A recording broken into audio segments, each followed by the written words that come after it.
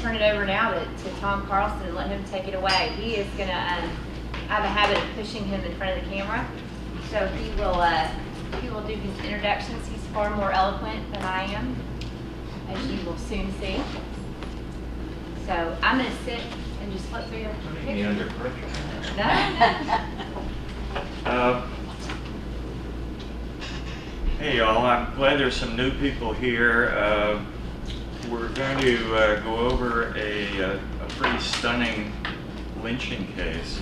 Of all those 30-odd lynchings in Shelby County, we have been able to identify the locations of 4 of them. Is that correct? This is one of them. Sylvester is my good friend and partner over here.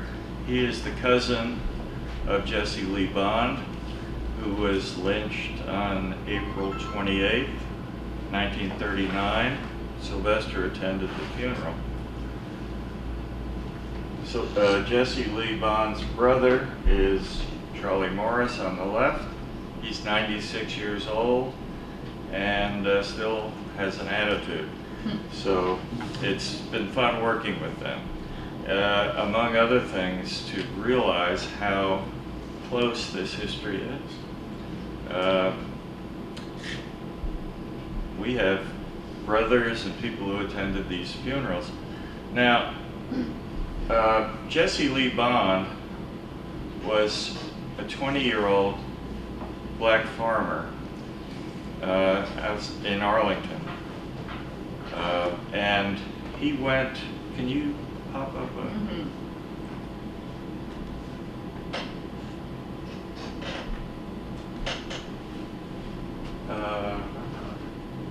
where's the store?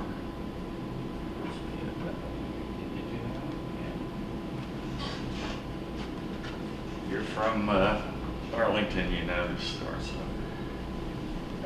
Jesse Lee Bond went to this store in April of 1939 and did what most farmers did at that time, and that is he took out supplies, plant a crop in the spring on credit, which he paid back in the fall when the crop came in. According to our living sources, as well as others, Jesse Lee Bond asked the man behind the counter, who happened to be Sam T. Wilson, the mayor of Arlington for 18 years. He got his supplies and said he wanted a receipt. And Sam Wilson said, we don't give receipts. We record the transaction in our ledgers, and then when you come back in the fall, we tell you how much you owe us. He said, I'm not going anywhere until I get a receipt. Now, Sam T. Wilson was not a bad man by any means, but he was stuck. He was 20 years old himself, and he knew Jesse. How can you not in a town that size? But anyway, there they stood, and Sam T. Wilson, out of exasperation or perhaps as an act of grace, gave him a receipt. That's practically the only generous gesture in this whole story. He went home and with his supplies, and his father came into the store, S.Y. Wilson, along with his son, Charles Robert Wilson, and a friend of theirs, Bud Johnson. And Sam told S.Y. Wilson, his grandfather actually, S.Y. Wilson what happened. And S.Y. Wilson went ballistic, and he said, go get that so-and-so and bring him back here right away. Well, Sylvester, you correct me on any of this. He's been educating me. Sylvester, or excuse me, Jesse Lee came back with his Aunt Lou, who was a school teacher, and knew something was up, and if Jesse owed them money, she was going to stand for that debt, but she just wanted to go along for protection's sake. They both walked into that store, and there was no preface. Shots were fired immediately from 2 directions. He ran out of the store and ran into an outhouse, apparently. They riddled the outhouse with bullets. This is on the town square. Is it the Broad day. outhouse that's there? Huh? I'm sorry? Is it the outhouse that's there now at the town's? That's a good question. I doubt it, but There is an outhouse there, behind the old post office. maybe so. I am amazed that I found a witness, a 96-year-old woman who was there. That's another story, but they killed him, stripped his clothes off, castrated him, tied him to the bumper of their truck, drove up to the Lusahachie River, and staked him to the bottom of the river, which is what it sounds like. 5 days later, they supposedly discovered the body and reported that back to Jesse's family. He was recently married, but he was living with his grandparents and working on the farm. Can you? Trying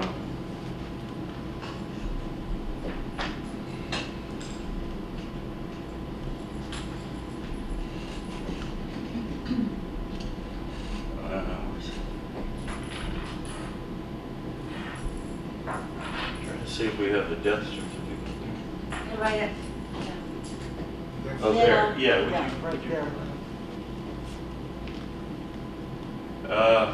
This is the death certificate for Jesse Lee Bond that was issued. It's interesting for a number of reasons, but what is tragic is that this was all handwritten, and over here it says cause of death. It's typed, and it says fell in the river and was accidentally drowned. That was the cause of death. It was never in any papers. Sylvester and Charlie told this story for over a half century, trying to get people to listen. I heard it on the StoryCorps recording and then pursued it. But if you flip back, we know where Jesse Lee is buried because of these 2 gentlemen. And This one? can you drop that? Is that the one? No, I want to show some of the. Jesse Lee Bond is buried in an unmarked grave at, well, here first of all. That's the Hatchie River right there, north of Arlington. Okay.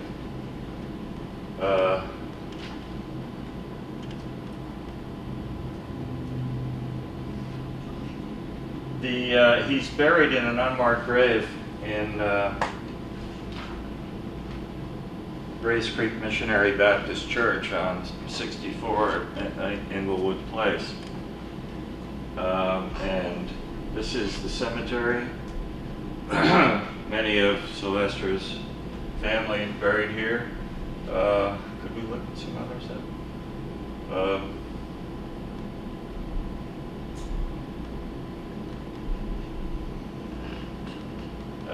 Yeah. Recognize those, Sylvester? This is the Lewis family plot, or part of it. Part of it. Okay.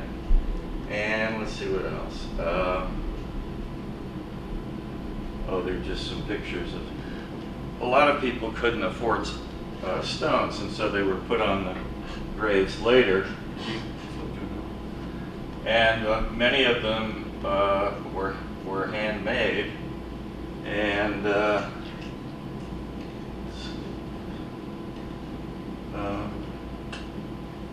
one there. That's Simon Price, isn't it? Yeah, that's Maybe. the wife of Simon Price, Kitty. He was the first minister at Grace Creek Baptist Church. These people were slaves. And Sylvester's going to tell us a stunning story that couldn't be more American about one of these slaves who came here from Virginia and preached in this church and is buried in that cemetery. If you could.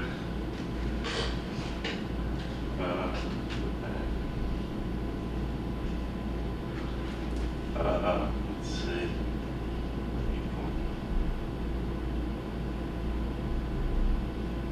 Is this in here? Yeah. It's Sylvester pointing to the spot where Jesse Lee was buried. And we're working hard to get that site memorialized. It's a delicate situation for a town to accept and own up to this. If you would flip back again, I have a couple of people that you might be interested in. That one, at the bottom. Oh, sorry. That's Sam T. Wilson. That's S.Y. Wilson, the patriarch of the family. It's obviously pixelated. And if you would go back once more and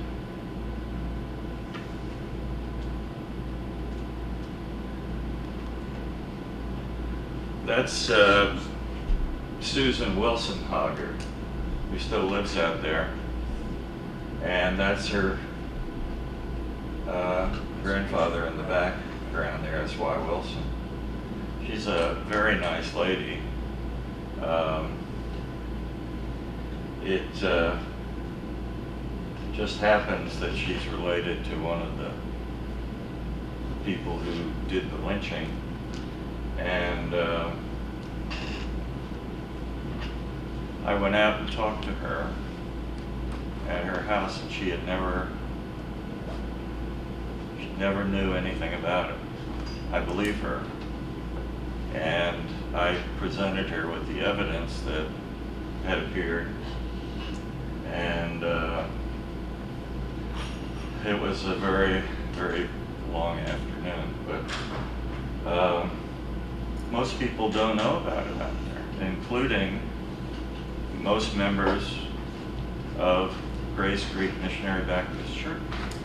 I was wandering around the cemetery and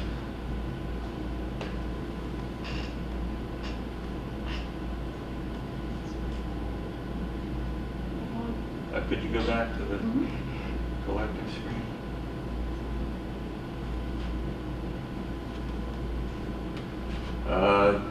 That's Pastor Patrick Tucker, the current pastor of Grace Creek Missionary Baptist Church, a young man whose wife is actually related to Jesse Lee Bond. And has worked with us for a couple of years, and then things have happened and gotten complicated, and so we're trying to straighten things out. I don't know exactly what's happened, but the look on his face is probably the look he's carrying around with the. I can give you a hint as to what has happened. The family that bought the S.Y. Wilson store has proposed a multi-million-dollar development downtown, and I'm sure that political forces and societal forces are aligned I've seen the plans for that. They're online, and it's Yeah. quite ambitious. Yeah, I mean, who knows? To build a multi-use development on the town square in Arlington and have as your centerpiece a store in which a black man was castrated feet from the front door is not a good advertisement. So yeah, you may be right. I don't know. We'll find out. But anyway, there was no written record of this at all. None. Until about 2 years ago, when I came across the only. Wasn't there an inquest? I'm sorry? Wasn't there an inquest or a trial? Yeah, it was. Yeah, but it was never publicized. Never publicized. Never publicized, yeah. In fact, if you want to go, let's see.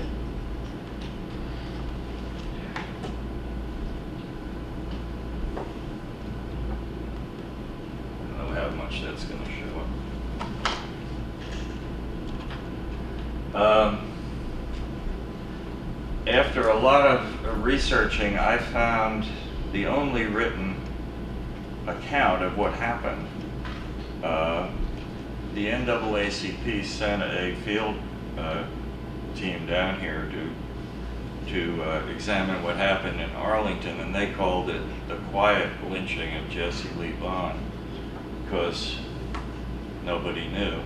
But they interviewed a lot of people and wrote a story that appeared in the Pittsburgh Courier, an activist black newspaper in 1939. They named the lynchers, and one thing led to another, and I ended up out at the Shelby County Archives, and for some reason they had saved the court papers from the indictments, the trial papers, and this jacket which says William Johnson and Charles R. Wilson. It's handwritten. It's like a ransom note. We, the jury, find the defendants not guilty. They went back to their lives, and the silence got more deafening. So, in this case, we have living relatives of the victim. We know where the victim is. We know who did it. And we are probably going to have a very honest conclusion. I'm writing a book about this, and I'm about finished, except I don't have an ending. And when you write nonfiction, you just get on the horse and let it take you where it will. But we had a wonderful, warm, and kumbaya service, and I don't mean that lightly, out at El Person's site. 600 people came together, and it was a very powerful moment. This book is not just about Jesse Lee, it's about race in America. And if this turns out the way it might turn out, it could be a very honest statement about the parameters of the racial conversation. And so I'm just waiting to see what happens. But at any rate, I want Sylvester to be more interesting than I am, but I do have time for a few questions if you like. Is that Charles R. Wilson? Is that the brother to Sam T. Wilson? And Milton. Yeah.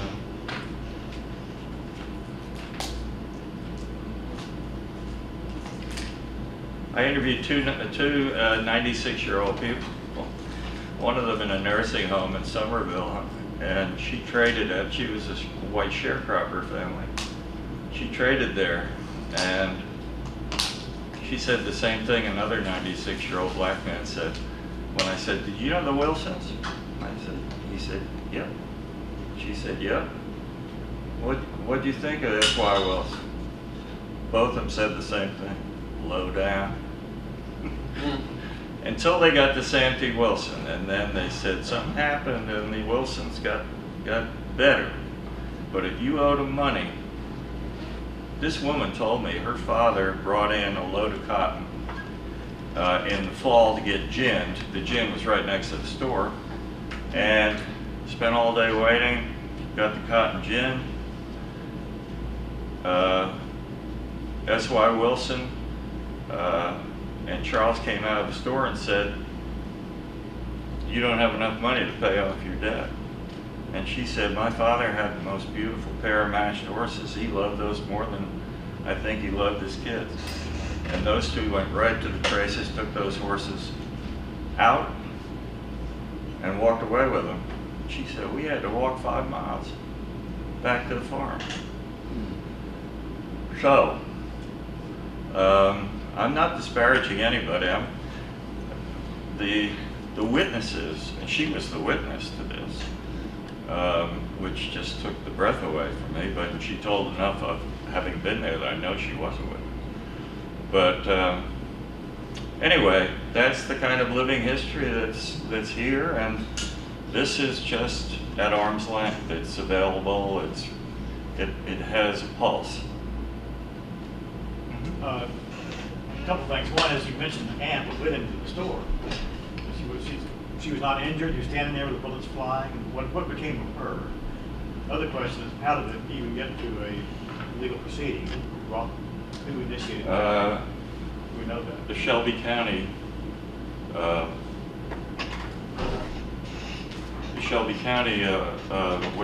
am I trying to say, Margaret? A grand jury must have issued an indictment. They issued a true bill against them must have from, brought yeah, charges, yeah. from the Shelby County Sheriffs. How they kept it quiet, I don't know. I don't know. Aunt Lou, who went with him, was spared, and she saw it and was standing outside the store crying when this 96-year-old woman I just interviewed came up to her and asked if she could help. And Aunt Lou told her the story, and it went from there. I mean, she told the whole story of what she just witnessed. So she was fine. She was all right. She went back to her life, and if that's possible. What was your other question? Oh, the police. Yeah, who reported in order to start the wheels of sort of justice working? You know, why did it even get to that point? They were arrested right away, and the grand jury met, and the trial was over early 1940, I think, in January. Who were the attorneys? I'm sorry? Who was the defense attorney? The Attorney General for this area, I don't know, what would you say, for Memphis or Shelby County, was Speed Boyd, whose, I think, grandson is in the same position right now. But I don't know who the lawyer was. Johnny Cochran? I'm sorry? That would be a file to get. Anyway, any other questions? Yeah. From my background leads me to ask questions. We're going to run up against this kind of atrocity again and again. And we have a lady over here, a student going to Burundi, where they have DACA courts, grass courts, and there's courts for reconciliation. And because of the atrocity in Burundi, Rwanda, and my assumption is that they're still continuing to put perpetrators and victims in the same room and talk this out. And at some point, we're going to gather a list of the condemned and the perpetrators. That's where we would like this conversation to end. If it doesn't get that far, there's not going to be healing. Saying I'm sorry is not enough. Feeling guilty about it is not enough. Saying, well, couldn't you quit stirring up trouble? That's not enough. And it's a very difficult thing that we've tasked ourselves with. The other part of it is in the Middle East, Middle Eastern churches all have house blessings because many times people are massacred at their door, and they have there's a service in most Middle Eastern churches that bless every room. It's almost like an exorcism. Well, it's a cleansing, a It's a spiritual cleansing. and we have, our history is so deep in genocide and racism and Jim Crow that that conversation is going to have lots of topics in it, and it's just so massive that I think a lot of people are just wishing it would go away, but it's not going away. You can see it every day in the papers with the police and civilians. Yeah. I would like to suggest that it's a possible then out point to walk toward that like this Wilson, where they want to build $1 million mall or whatever it is. You know, the ground should be exercised, if nothing else, of all the demons and the hatred. We were hoping that the Wilsons would participate further in the conversation, but it's not going to happen. Well, I want to, any other questions? I want to turn it over. So this proposed mall or whatever it is going to be on the site of the store where this took place, or? Around the just- store, there's a town square like Oxford, you know, and it's not as pretty as Oxford, and they just tore down the Cottage Inn, and now they're just getting ready to develop around the town square. And the store is the anchor. It's right there. It always has been. So, Nice, beautiful town square. I'm sorry? A nice, beautiful town square. Yeah. Yes. Yes. You're right. Free Joe Harris. Eh? Yeah, me and Free Joe Harris. Randy's at the site of the plot of Joseph Free Joe Harris, who is a relative of about everybody, including Greg Harris, who works with us. Yeah. And I asked Sylvester to talk about Free Joe Harris because the story is so stunning. It involves love and buying human beings, following your family that's enslaved to another plantation. It's just a stunning, stunning story. And Sylvester, would you do the honors? Yeah, take me out of there, please. If you come up here. Again, Sylvester Lewis.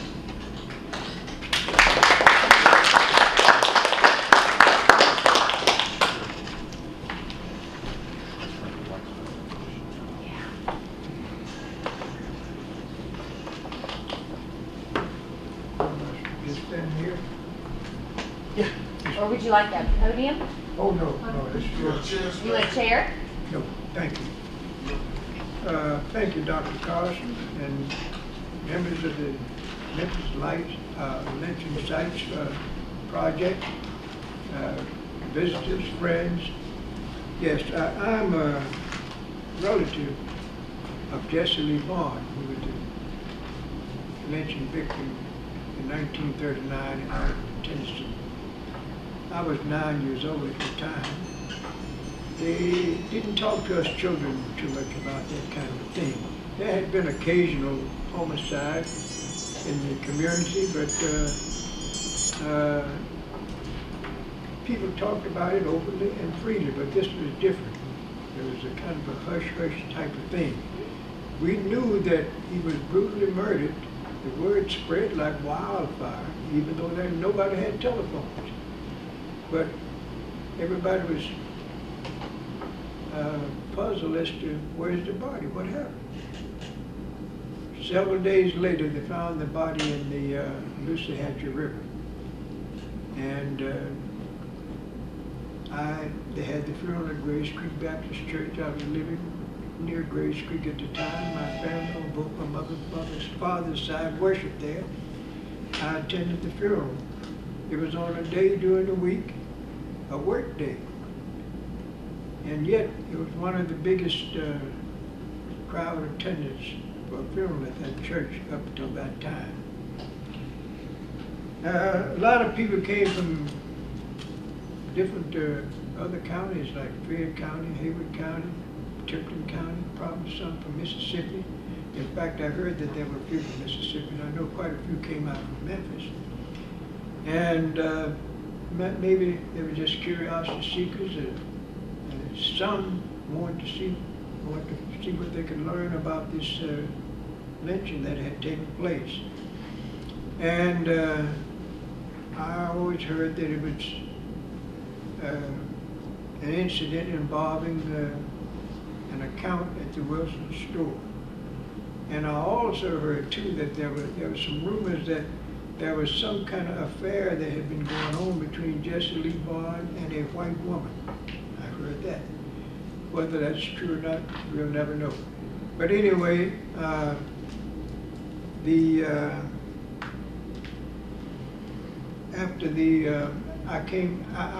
went away and lived in Detroit for about a little over 44 years.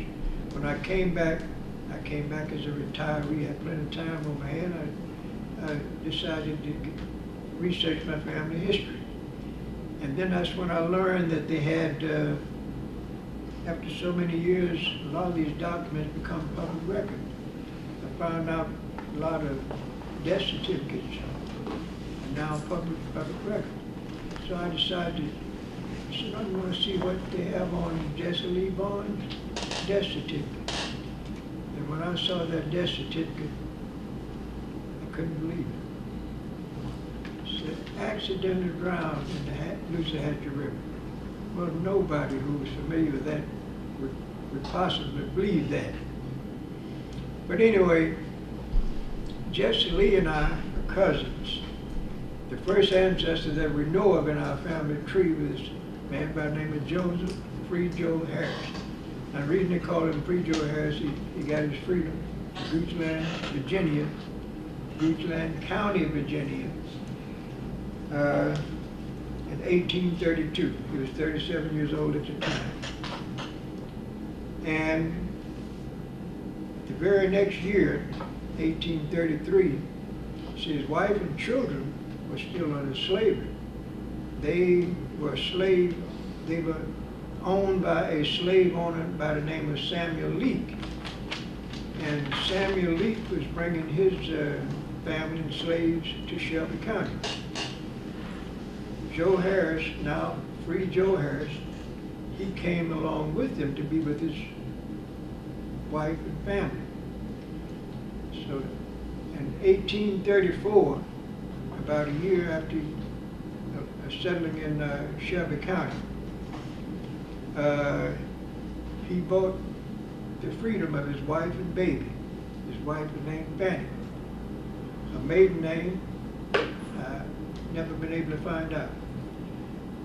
But she was a slave owned by Samuel Lee, and at the time they had a baby named Virginia. So Free Joe Harris bought his wife's freedom and his baby's freedom. Can you imagine a man got to buy your own child's freedom? Now, this child hadn't committed any sins, any crimes, anything. But in order to get his baby, he got to buy the freedom of his baby. And a few years later, he bought the freedom of another one of his daughters, Letty. The reason he started off with them because the younger they were, the less you paid for them. So Virginia and Letty was gotten out of slavery, bought from slave owner Samuel Lee. And incidentally, both Virginia and Letty went to Indiana to go to school. There were no schools in this area for free people. free colored people. So, when Free Joe came here with the Leaks, he had 7 children who were under slavery at the time. He got his wife and 2 of them out. And then later, in the 1850s, he got the 3rd one out, who was named Susan. The other 5, or the other 4, never got their freedom until the Emancipation Proclamation. But when he got his wife out, they had a civil marriage here in Shelby County. So all the children after that who were born free. They never were under slavery. And he had 6 other children. He had a total of 13. Total of 13. Mariah was the eldest of all of them. That's how I'm descended through Mariah. Mariah had a son named Joseph Lewis. Joseph Lewis was a grandson of Free Joe Harris. He was the first of Free Joe Harris's grandchildren. That's probably how I got the name Joseph. Joseph Lewis was the first of the grandchildren. And Joseph Lewis had a son named Charlie Lewis, Charlie Milton Lewis. Charlie Milton Lewis was my father. Now Jesse Lee Bond, one of Free Joe's daughters was named Martha. Martha Harris married.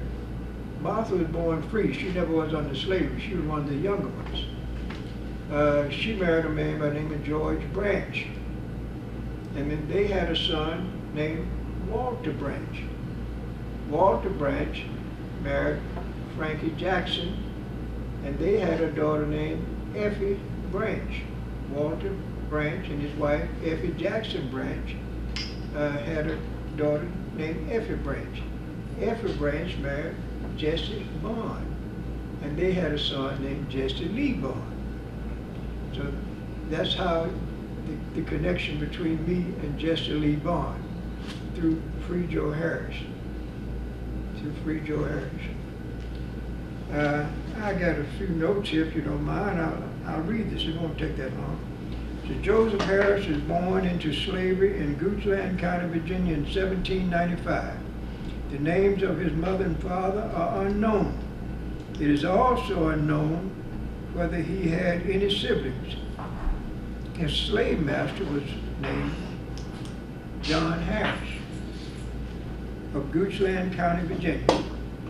Joseph worked as a farm laborer while growing up in slavery and started preaching while still a young man.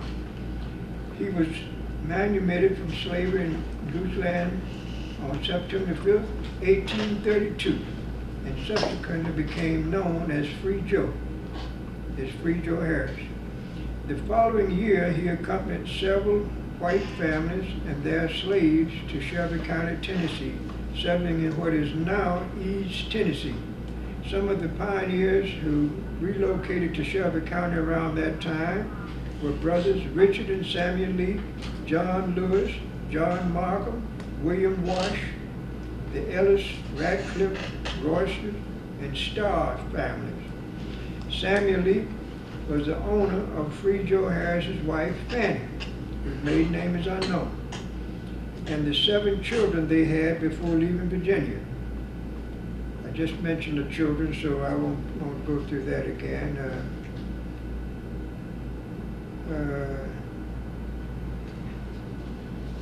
I'll skip that part because I just mentioned it.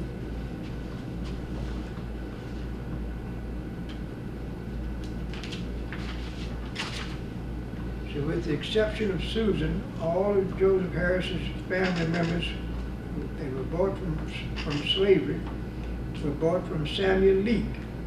Susan was bought from Frances C. Bagley, a daughter of Samuel and Sarah Leake, and the former wife of Johnny and Lewis. That's who Susan was, a daughter of Samuel and Sarah Leake. But her first husband was Johnny and Lewis. She's now married to Benny Bagley. But she was the owner of Susan. So Joseph and Fanny legalized their marriage, and when they legalized their marriage, and they became the first couple of color to be issued a marriage license in Shelby County, Tennessee. See, Fanny had 6 other children. They were all born after the marriage. I just mentioned that. So, census and agriculture schedules show that Joseph Harris' occupation was farming. He continued to expand his land ownership. He, Simon Price, who was also a free man of color, and an unknown number of slaves, founded Shelby County's oldest African-American congregation, Grace Creek Missionary Baptist Church of East Tennessee. Historical evidence indicates that Price was the church's first pastor. Fanny died as the wife of Free Joe Harris. She died at age 67 in 1865.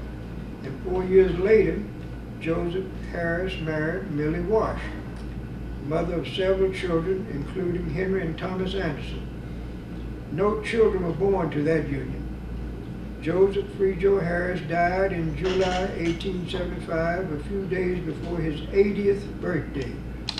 He, Fanny, most of their children are buried in Grays Creek Cemetery. Millie is believed to be buried in the same cemetery. Millie, that's the second wife. So now, anybody have any questions or comments? I'd be glad to entertain you. So this is Grays Creek? Grays Creek Missionary Baptist Church. It's the oldest African-American church in all of Shelby County. Okay, and is it in the Arlington area, or? Yeah, it has an Arlington address. It's closer to Eads, but it is now part of Arlington. Arlington annexed all of that area a few years ago. Where the church sits now, is that where it was originally founded? Right there, always been on the same grounds. And at one time, there were reports that said that church was originally a white congregation by the name of Green Bottom Cumberland Presbyterian Church. Well, further research found that to be not true. I'm the type of person that never believe in drawing conclusions until you've checked every possible source. It's true. I almost made that mistake and put that in a report that I was doing. But something told me, now Grays Creek, it was preceded by a white congregation. But they said that congregation merged with Morning Sun Cumberland Presbyterian Church, which is a white congregation. I said, now wait a minute. If Green Bottom Cumberland Presbyterian Church was the predecessor to Grays Creek, and it merged with Morning Sun, maybe Morning Sun can fill me in on something about the history of Grays Creek. So I went to Morning Sun, I approached them, and that's when I found out. They said, no, this Green Bottom was never the predecessor to Grays Creek. This Green Bottom was on Green Bottom Lane, which is now Cape Barn Road. That's 7 miles west of Grays Creek. But Grays Creek was preceded by a small white congregation. It didn't last very long. But just what denomination was, I'm not sure. Can you talk about the prices that he had to pay to get his family out of slavery? When he got his wife and baby out, I think he paid $300. And I think it cost $300 to get Letty out. But it cost about $900 to get Susan out because she was a grown woman when he got her out.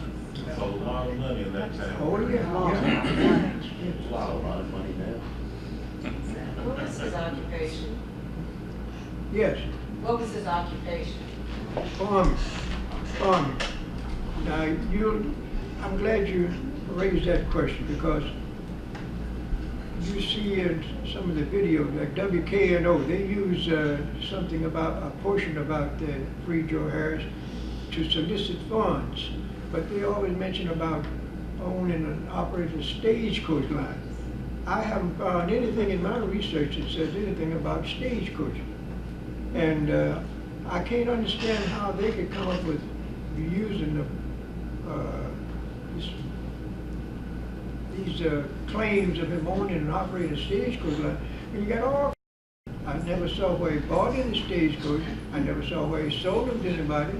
There's no mention of stagecoaches in his will. Stagecoaches don't just float down from the sky and land softly in the arms or laps of certain people, and they don't evaporate into the thin air either. And there have been reports that he had secret compartment on the stagecoach where he's helping slaves to escape through the Underground Railroad. How can you have a secret compartment in stagecoaches that you don't even own? And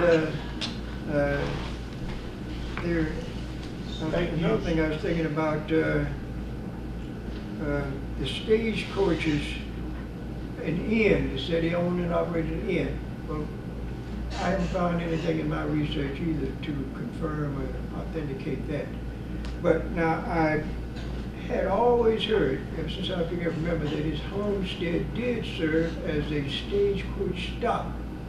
See, that road that they went through that was called Stagecoach Road, and they started calling it Stage Road, and then it later was called Memphis and Somerville Road, then Highway 15, now it's Highway 64. But his was not the only stagecoach stop. I mean, I think the proper word for this is actually a way station, a way station. There were about every 4 or 5 miles along the stage road, whoever lived had a house near the road. I think the county or state or somebody had made arrangements for them to provide service for people traveling along the road. And Free Joe Harris's house was one of those houses that provided service to people traveling the stagecoach road. Now, I'd always heard that. And Ida Cooper, in her papers, some of you may know of her, the work that she did. She did a lot of research and turned over a lot of her notes to the library. She mentioned that about these stage stops, a stage about every 4 or 5 miles along the road. And so much of her research was about that part of Shelby County, around the Eads, Arlington area, incidentally where the Free Joe property, most of his house and property, all that area was originally called Gray's Creek, not just the church out there. For miles around, that area was known as Gray's Creek. And Eads, there was no Eads back then, see. Eads was found in 1888. And prior to that, but prior to Eads, Eads was known as Sewardville. It was never a town or any kind of government or anything, it was just known as Sewardville. And the surrounding area was known as Gray's Creek. But some of the other things I was trying to think of some of these other reports that they said Free Joe did. But anyway, there have been some whoppers told. That all my research showed that he was a farmer and a very successful farmer. And he didn't buy all the land at one time. He started off, I think his first plot was about 50 acres. But at his peak, he did own about 450 acres of land. And, yeah. Louis, do we know anything about I would think it'd be kind of rare to have free blacks in the 1830s and 40s around here with all this slavery going on, and whether and owning property and work and being successful. Were they not met with hostility by the black community? Did they accept that these are free blacks and we were going to deal with them as we deal with everybody else? What was it like for them? It must have been isolating, I would think. Well, to tell you the truth, I think that was before the Jim Crow laws and everything. See, you just had 2 categories of people. You were either free or you're a slave. And I guess if you were free, even if you were colored, they were probably treated pretty well. But now there was a law in Tennessee that said that free colored people had to leave the state within about 2 years because they felt there would be a bad influence on the slave. But it never was rigidly enforced. Now there was one person that his name was Bob Price.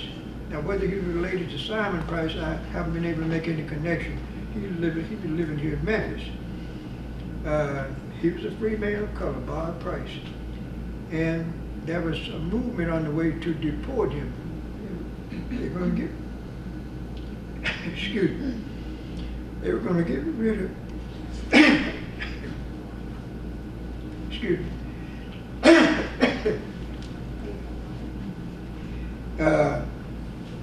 But there were white people signed petitions attesting to his character, and they backed off.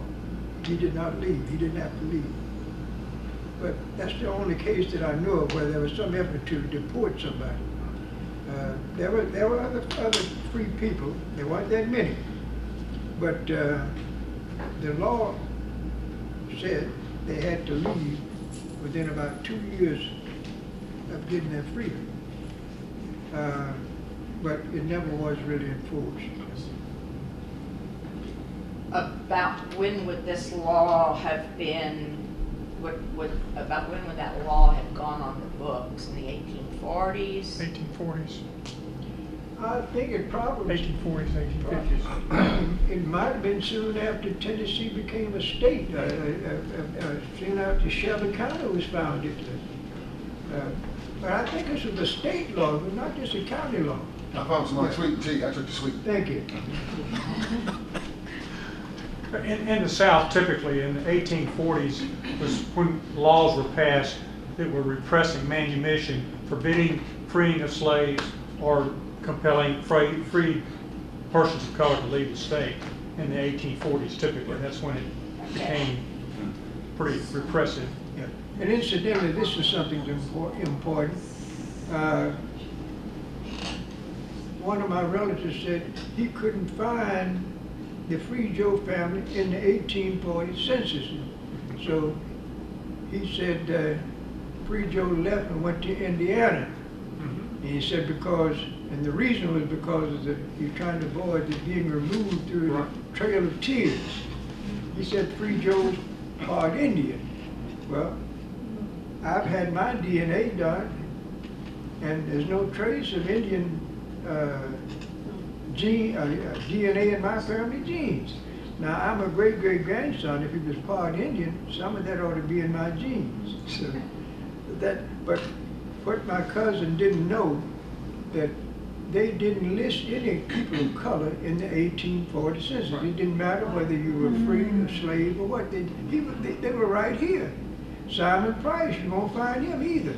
But beginning in 1850, that's when you see Simon Price, you see Free Joe Harris. They started listing all free people, beginning in the 1850 census. But up from 1790 up through 1840, they did not list even members of white households. Only person was listed was the head of the household.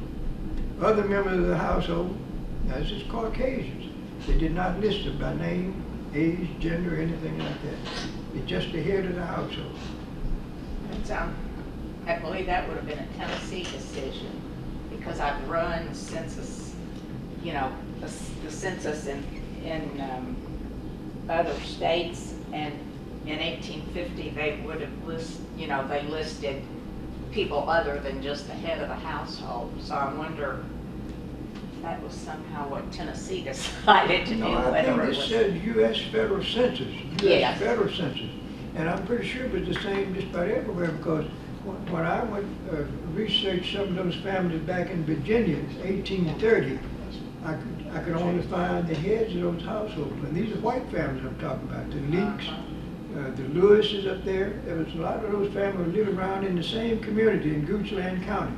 William Wash, there were several other families. Markham family. In 1830s, they were listed in Virginia, but just the head of the household. Now, they did list the number of other people in the household, and they were listed whatever age bracket they were in. That's where they did it, but they did not list the names or anything. And those same families that, some of those same families that I found in 1830 in Goochland, Virginia. 1840, they were here in Shelby County.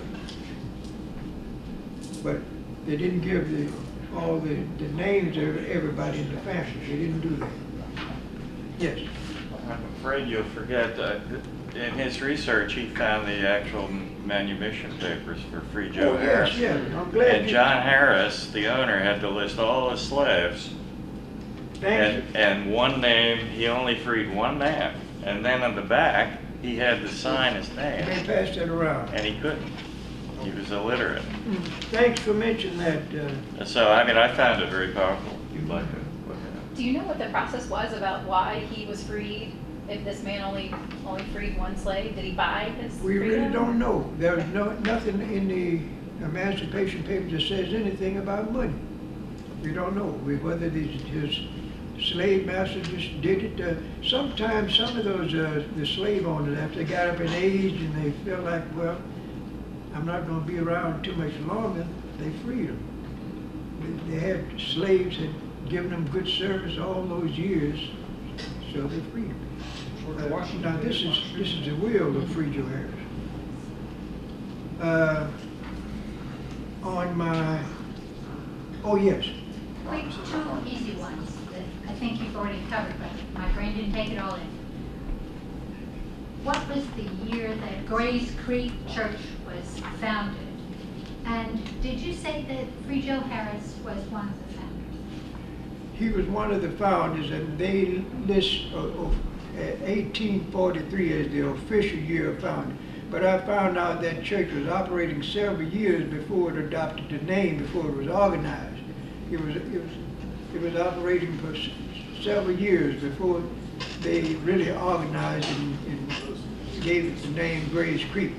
And probably how I got the name Grays Creek, because that road that went right past there, that was called Grays Creek Road. There was Grays Creek Road. It later became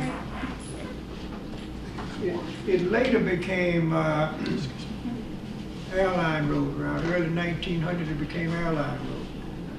And it remained Airline until about 7 years ago, and now it's Inglewood Place. Now they moved Airline, after Arlington annexed it, they moved the Airline Road further up. It is now the northern part of Colleyville-Arlington Road. Yeah, there's something else I was going to mention. Oh yes, anybody else have a question or comment? Just one comment. All the things that you talked about that appear to be anomalies are all the reasons why we need to have this conversation in this country about who we are. Certainly I appreciate the commentary that may be the reason why Arlington, with the development, but I think because of the development, now may be a good time to have that conversation, rather than have the development and then have people find out about it afterwards and have a stigma attached to it. In all the research that I've done across the country, across the world, where communities have faced their past, they have thrived better than they do when they don't. Yeah. Sylvester, you had mentioned Free Joe Harris, which I was out there, right? And one of the things you mentioned, because we had talked about it, right, is your perspective on the book, at the library. I mean, there's a book on at the library, and what on Free Joe Harris. Yeah. Now, back to Simon Price too. I saw that name Simon Price in the census listed just directly above Free Joe Harris, and he was listed in the household with a white woman named Ann Thurman. And I was wondering how could this be? What is a free black man listed in the household with a white woman? But I did some research on that, and I found out Ann Thurman was the widow of Fendall Thurman. He was a white husband, but he was deceased, and now Ann was the head of the household.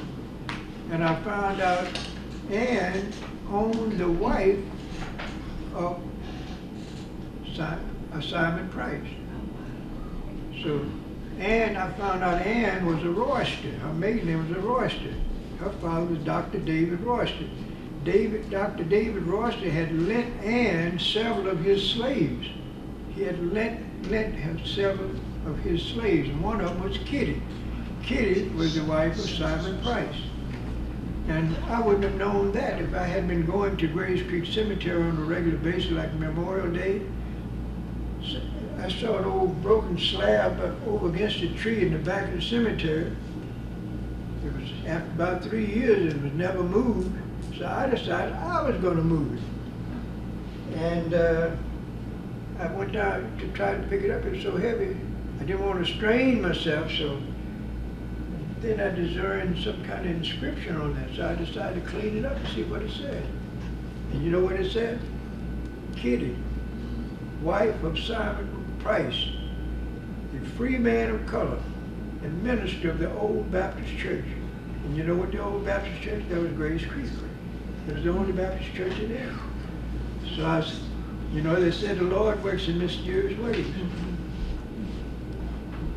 If I hadn't have known about that, hadn't already seen that in the census, that name Simon Price, all that would have meant nothing to me. But now I could connect the dots. And pretty soon, probably somebody else was going to actually throw that stone away. See? But after I found that stone and was able to get to the text, the inscription off of there, I noticed it's only part of it. It's quite possible that Simon Price made that stone himself. You can tell that it didn't seem like it was a factory-made stone. And it's possible that there's a part on there for him too, but it's only part of the stone, see. So now I don't know whether Simon Price is buried in that cemetery, or maybe after his wife died, he was a free man, maybe he left, I don't know. We just don't know what happened. But I believe he's buried in that cemetery also.